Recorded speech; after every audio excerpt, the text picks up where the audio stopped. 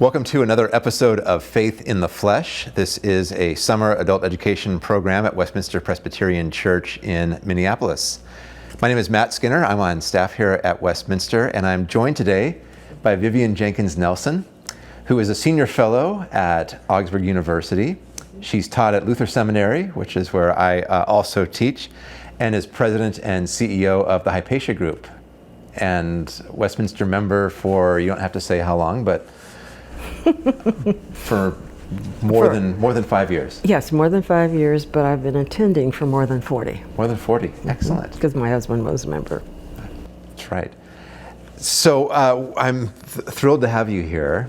Thank you. The focus of the series is on how we encounter God in everyday living and what that means. For some people, that's spiritual practices. For others, it's the work we do and how we're engaged, or both. And the connections and the way that all of this is so deeply individual or personal in terms of what does it mean to encounter God and know God and seek to follow after God, and yet is also so deeply communal in terms of how we're shaped by the groups that we circulate in, what we bring back to groups, and so on. And I've always known you, Vivian, as somebody who seems to have a lot of feet and hands in a variety of neighborhoods and organizations and ideas, working toward what I would call justice, or a more just society. I don't know if you would use that same language or not, but I would. How would you describe what you do and why you do it?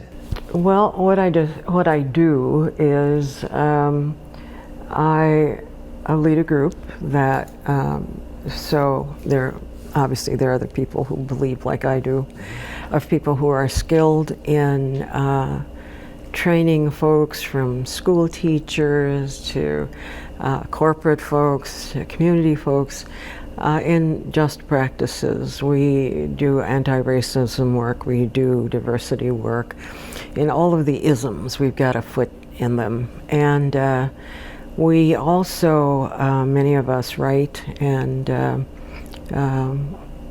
do work around, let's see how to say this best, around what we haven't talked about yet, what we see as coming in the future that we're not ready for and we need to get ready for. Yeah. And how does that flow for you out of a sense of your own faith or faithfulness? Yeah, it flows for me out of my family. Yeah. That's what my folks did. My dad worked with Dr. King, and he was a Lutheran pastor, and the church punished him horribly for the work. And at my mother's funeral, they read a letter from the president of the church apologizing for the ways they had punished him. Yeah. And he was the kindest, sweetest guy you ever want to know, but he went from, as I look back now as his child on his development, he went from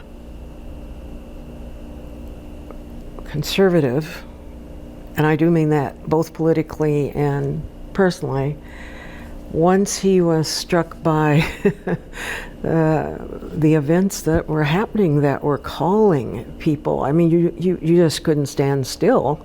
Yeah, well, I guess you could, but if you were alive at the time, you were called to do something. Let's put it that way. And I'm talking now around segregation and deseg, all of that stuff. And he went from conservative right past liberal to radical. Yeah, it was kind of interesting to see. And he was unusual for most black pastors in that he wrote his sermons. And so I've spent a couple of years with an editor and an assistant going through them. They were, many of them typed, some of them were in longhand. He wrote beautifully. And since he was a teacher pastor, his stuff was really well researched, always something interesting to be learned. And I was like, wow. So I started with he graduated seminary in 19 30, I think it was, something like that.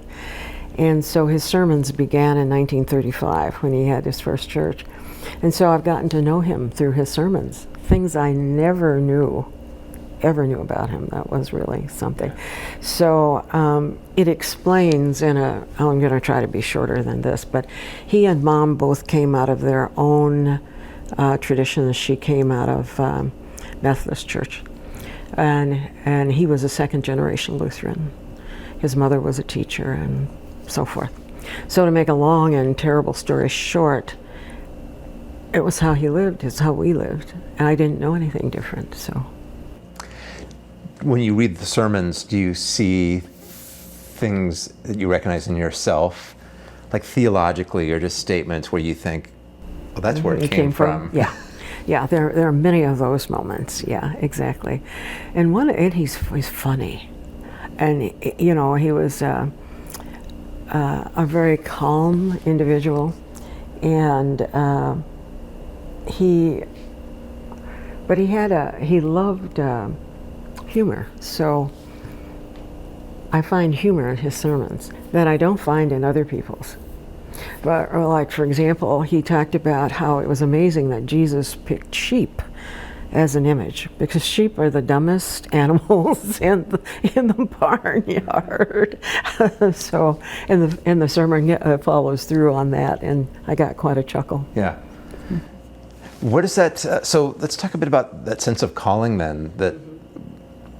That term has become kind of churchy in so many ways, and so we think of, well, clergy have callings, or certain kinds of religious orders, people have callings, and being raised in a clergy household, you probably were surrounded by that. But you talked about, you go about your own work as a sense of calling, and you talked about being confronted with the realities, the injustices, creates its own kind of calling, almost an obligation or necessity, like, how could I not do this? Can you say a bit about how that works? Like, how does that affect the way you approach maybe your work when you wake up in the morning, or when you think, I'm really tired of working with this particular group that's not responding to what they're paying me to do? Let me just back up a little earlier than that. I was determined I was not going to do what they did, so I didn't. Ministry, you mean? Yeah, ministry. Yeah. I mean, Dad wanted me to be a Lutheran deaconess, first black one. I didn't want to be the first black Lutheran deaconess. You know, at that time they were dressed like Catholic nuns and sisters rather, and so. I went a different direction. I went into higher ed. I started a master's doctoral program and so forth and so on. And I went into administration. So I was heading departments over at the U mostly. And I headed a department at Augsburg. And so those were things I was studying, how to do that and blah. And then you know, just I didn't have one of those one day, you know, all of a sudden you hear the voice from heaven. That wasn't me. It was more that everywhere I went, every job I held, there were things that happened that shouldn't have. And had people been trained about them, they wouldn't have. And so it just kind of, you know, just sort of piled up, and finally one day I sort of said, you know, this needs to be different. And in talking with other black people, they said the same thing. So anyway, so it came out of a felt need to change things. So yeah. And you said something else that made me think about calling. The churchy part really turned me off, yes. Although I respected and do respect other people. I see now my work as a calling, but I didn't until one of my friends who was head of the Lutheran Media Center, I was doing some work with them, and And we were talking and so forth, and he said, oh yes, he says, well, we all know your ministry is racism. I said, ministry, really? And he said, oh yeah. So other people saw that before I did, is really the point I'm trying to make. Now to every day, what does that mean for me? It means starting the day in prayer and meditation. So I have listened to the phone meditations long before I became a member of this church. Oh, the Westminster The one. Westminster one. Yeah. As a matter of fact, my mother was a bit worried because in early days I was doing yoga and Middle East and also Jewish theological and traditions. When I say doing, I was reading and attending classes and so forth. And so in this particular time, I was just really saying to myself, there has got to be another way. There's got to be some wider windows. How do other traditions look at things? And so that took me into meditation. And it took me into looking at how Catholics do it, how we do it. When I say we, I'm talking about both Lutheran and Presbyterians. But anyway, I sort of built my own little thing that I've done for years, which is my secretary asked me after a number of years, and I was closing up, getting ready to go to Harvard on my Bush. That's dropping a name, by the way. Anyway, she said, "Can I ask you something?" And I said, "What?" She said, "What is it you do in your office the first 15 minutes that you won't let me put calls through?" And I said, well, I'm first laying on the floor doing my breathing, yoga stuff, and sitting and trying to clear stuff so I can receive God, if you will. And then I listen to a meditation, and then I read. And I read meditations and such.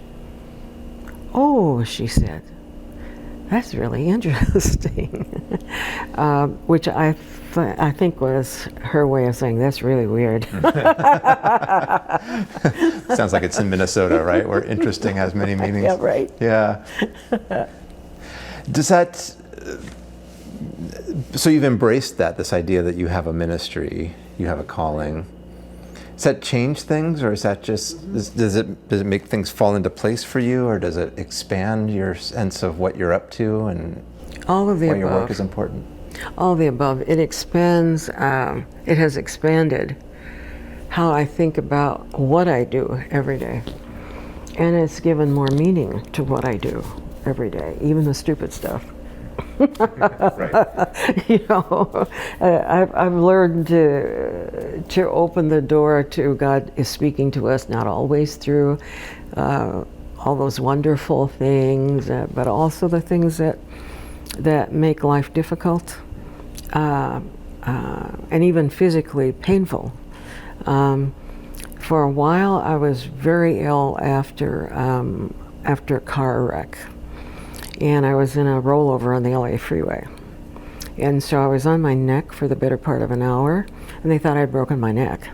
But nobody would help me because they were afraid to move me, and there was a law that that you could sue somebody if they helped you. It's called a Good Samaritan law. Right. That's such a perversion, isn't it? But you could sue somebody if you were the person who was injured, if they helped you and you became more injured as a result because they didn't know what they were doing. But anyway, I was begging people to help me out of this car. And anyway, there was gas everywhere. And there was a walkway right above me.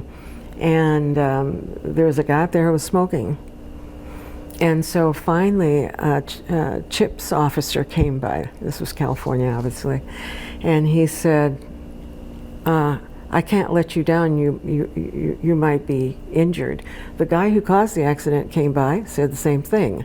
A third person came by who was a woman and said, I can't help you, etc.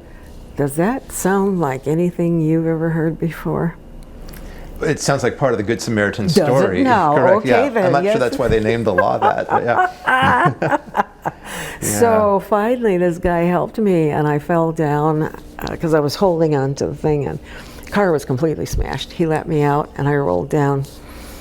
And he said to me, well, you know, I'm afraid, when he was equivocating about opening the door, he said, you know, I might injure you more. And I said, well, there's a guy up there smoking, and if one of those coals flicks down here in all this gas, I'm going to be a crispy critter, so don't worry about it, you know. And no, I'm not going to sue you. So anyway, that began a period in which I was in such intense pain. I seriously considered suicide more than once. And one day I came here to church. It was the first day I was kind of out, and I was on a cane, and I was 31 at the time. And you know, the young people were at coffee over here, the old people were over there, and neither shall the twain ever meet. And what was so interesting was I was in so much pain I couldn't walk to any group, so I just made it in here and sat down. The elders all came around and wanted to know what was happening with me and how I was feeling and so on and so on. Not one young person came over, people I knew pretty well. And so that let me know that this pain had some meaning. You know, it's crazy making when pain, whether it's physical or emotional, has no meaning. And that's one of the things that faith has made a difference for me. One of my friends sent me one of Dorothea Soil's books, a German theologian, and it made all the difference in my life and how I faced what was happening to me, and also how it connected me to other people who were either in physical or emotional pain. Do you have insight into how that happens? I ask that because I'm not so sure it's something that a well person can do. I'm not so sure I could walk into a hospital and tell somebody, you have a tremendous opportunity now to encounter God in these moments of pain, which I believe is true, but I would never say that to somebody. Nor do I want to have to go through that myself and see what it's like if I can avoid it. But of course I know countless people who in the midst of tremendous suffering have found a kind of peace, connection with God, whatever you want to call it, whatever it is for them, that they kind of had to journey there on their own.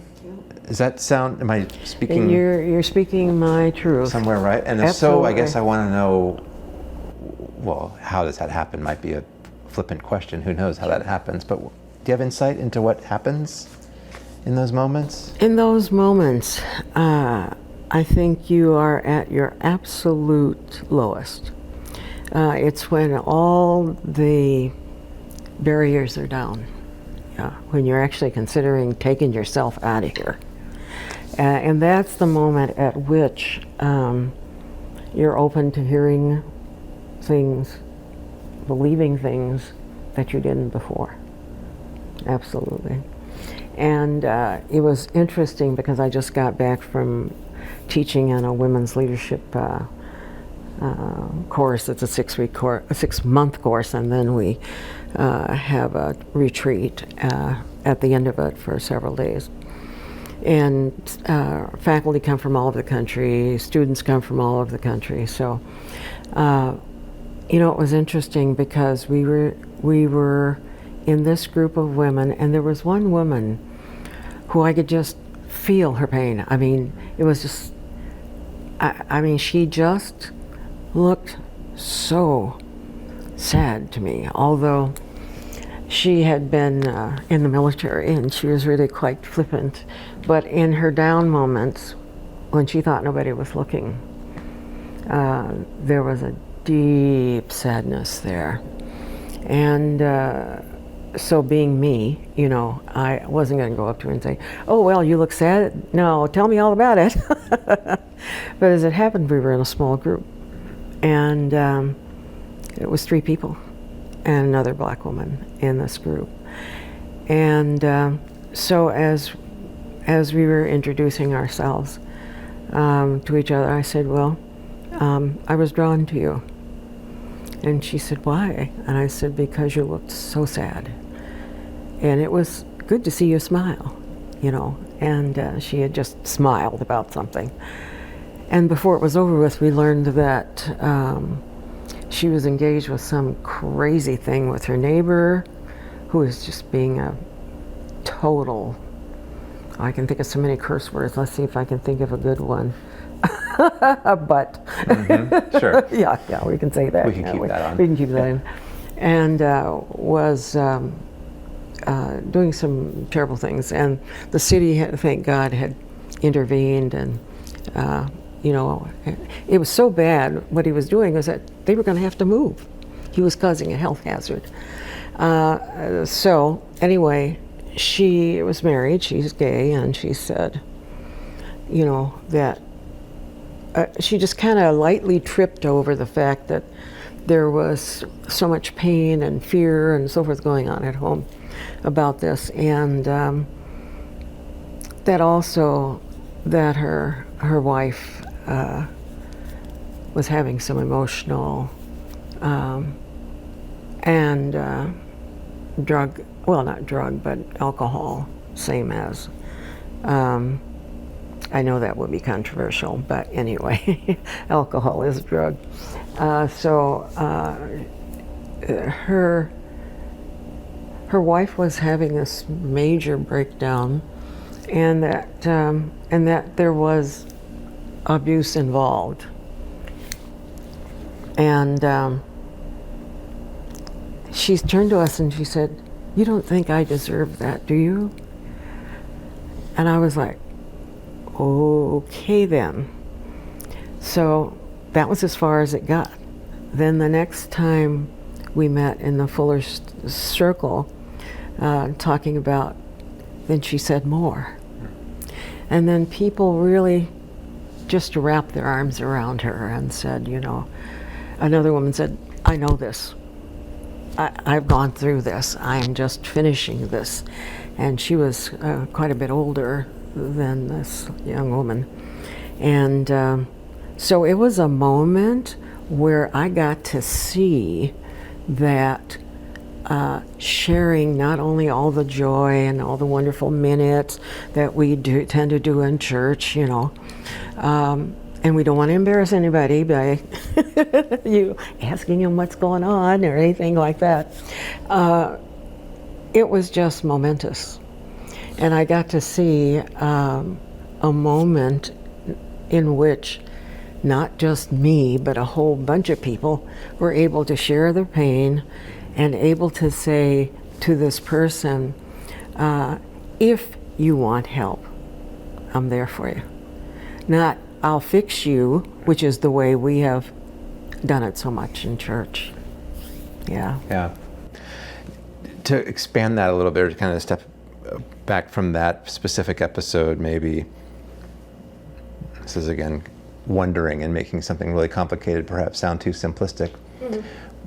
But is there something specific about Christian faith that's useful when you think about your own experience with pain, with suffering, but also with the work in anti-racism and justice? Is there something about the story of Jesus or the particularity of a Christian way of viewing the world that matters for that? Absolutely.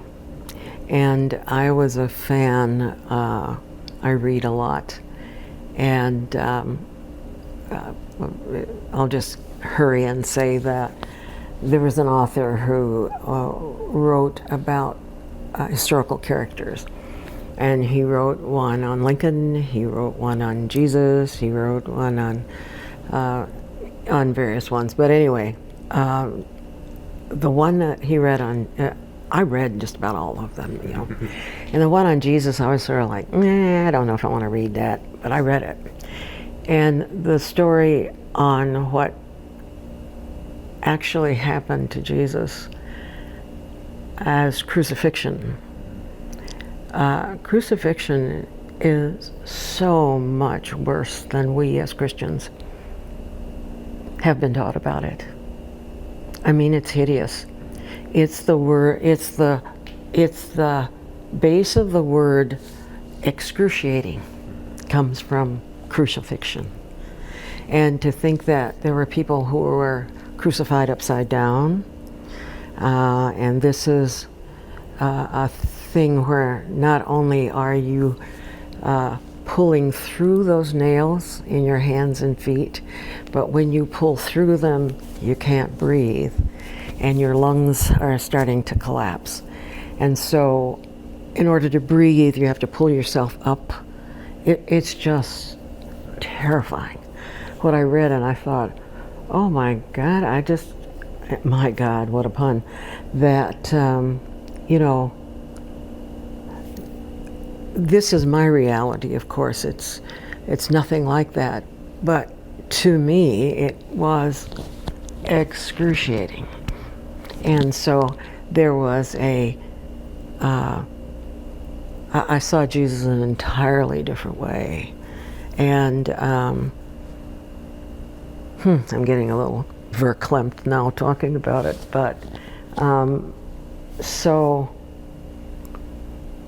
I experienced God in that moment when I was reading that horrible story about what happened to Jesus. I mean, it was just open, it was just laid bare.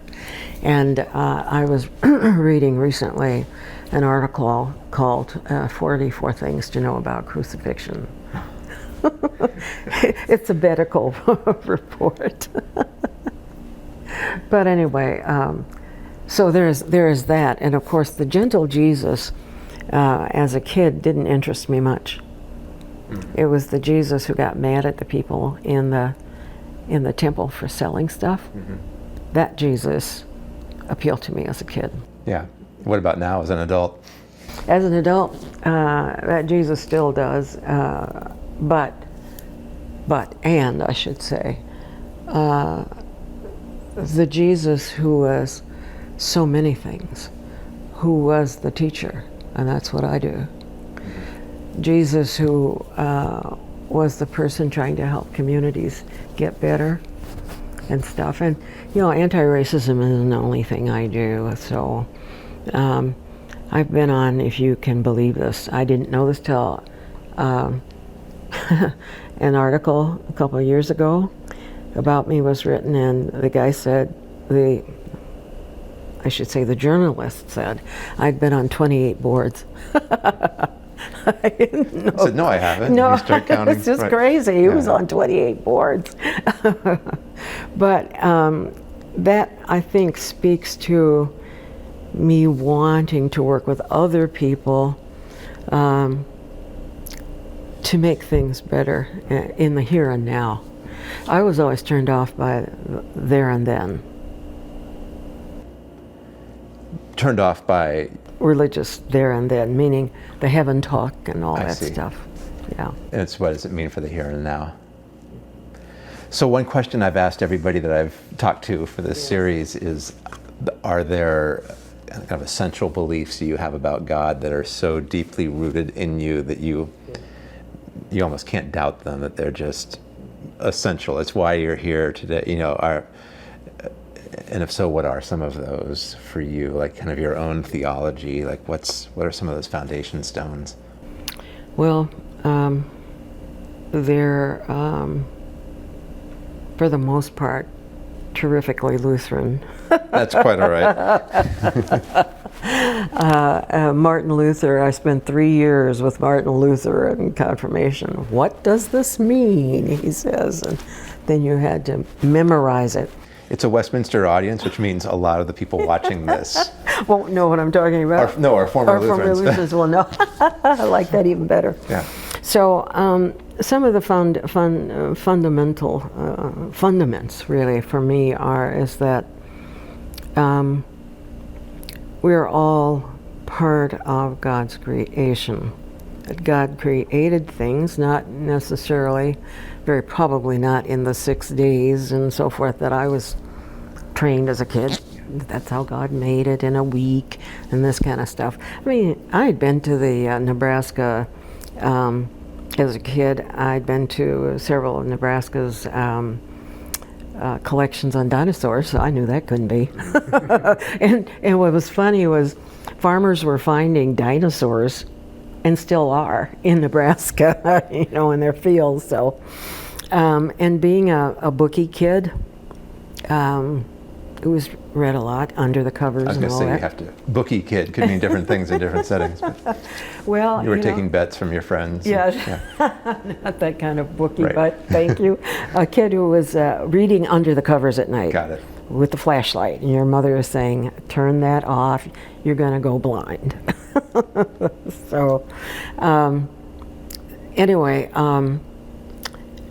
in terms of what I have come to believe about God is that God knows all. I'm not certain, however, that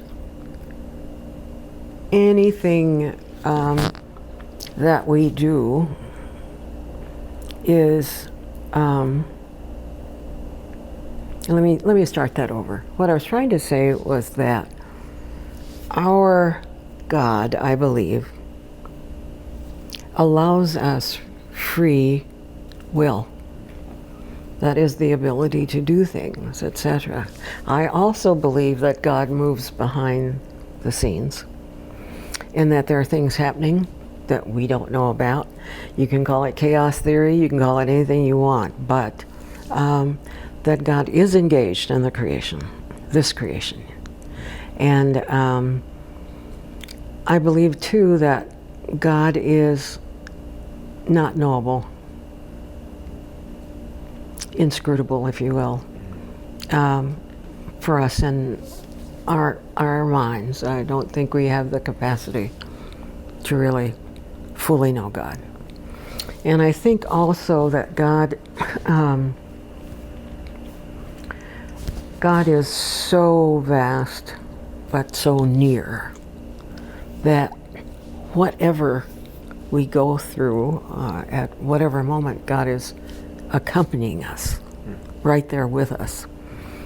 Sometimes we see God in other people, because I do believe God manifests God's self in us and in other people. I was freaked out. I was shopping over at Trader Joe's the other day, and there was this a couple of women, an adult daughter and a mom, and they were clearly immigrants, and they were from one of the third world countries. I can't tell you which one, but it seems to me they were from the Middle East, I should say. And the mom was still swathed in her native garments, and the daughter was Western dressed.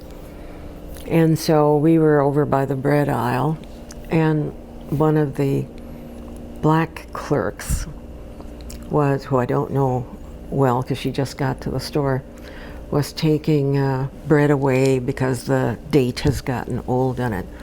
And this was their first time in Trader Joe's. So I just thought, you know, I just engaged them, and so they were asking about something, and the clerk didn't seem to know, and so I just jumped in and just answered it about some brioche bread. Mm-hmm. And then we got into this conversation and so forth and so on, and then we went our separate ways. And so I was further down shopping, and the black clerk came by and said, "You are so kind." I was like, "What?" Me? Yeah. But I do believe that God really affects our daily life and our daily calling. If I am so full of myself, as I've known a lot of people in my field to be, and that includes your field. Yes, it does. And so arrogant and so forth, I could not do my work. People in my community wouldn't have it. When I came back from Harvard, there was some question in my mind whether or not I should complete my. I had gotten up to to almost the final committee. Yeah, so I'd started committee questions and so forth. And I was just sitting in a meeting of black folks, and I knew the guy who was running the meeting, and he turned and said to me, "Oh, here's Vivian, she's back from Harvard. Say something in Harvard for us." I was like, oh no, ick. And of course I didn't. But it made it clear to me that I had to be very careful about whether or not people saw me as being above them and not beside them. Yeah. So. Thank you so much, Vivian. I really appreciate your time and all of your honesty and your insight and your wisdom. Thank you. It was great to be with you.